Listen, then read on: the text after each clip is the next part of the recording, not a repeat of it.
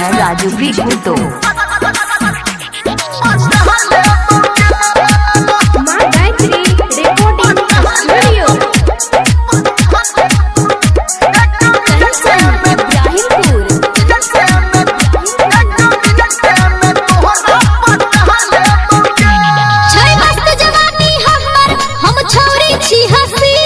ओ तो बुझाई छो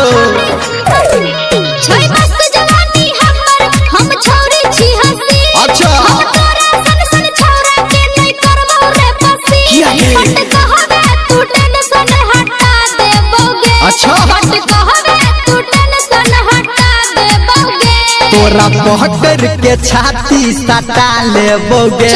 तोरा पहटर के छाती सटा लेबोगे अच्छा। एक मिनट में तोहरा पटा लेबोगे 1 मिनट में तोहरा पटा लेबोगे मुहे कर देबो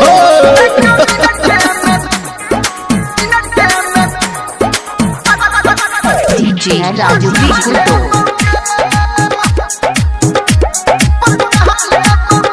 अभी आप सुन रहे हैं धर्मेंद्र निर्मलिया को।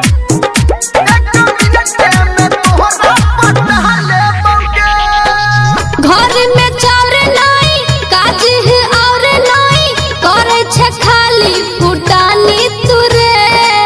करे छे खाली फुटानी तुरे हाँ घर में चार नाई काज है और नाई करे छे खाली फुटानी तुरे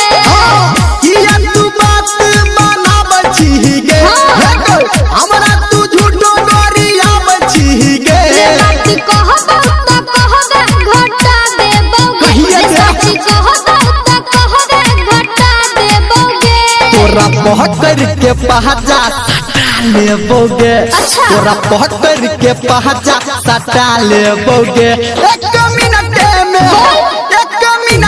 में तोहरा पटा लेबोगे 1 मिनट में तोहरा पटा लेबोगे जुड़ जा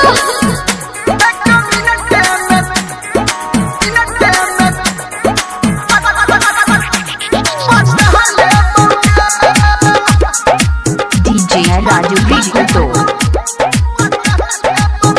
अभी आप सुन रहे हैं सावरिया म्यूजिक सुनधारा में निंदर हमरा अंदर तोहर कोनो सेटिंग नहीं छौ रे छोरा वो तो हम लागले छियो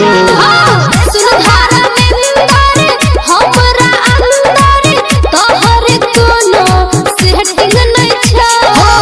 राइटर सनटू के काट छी गे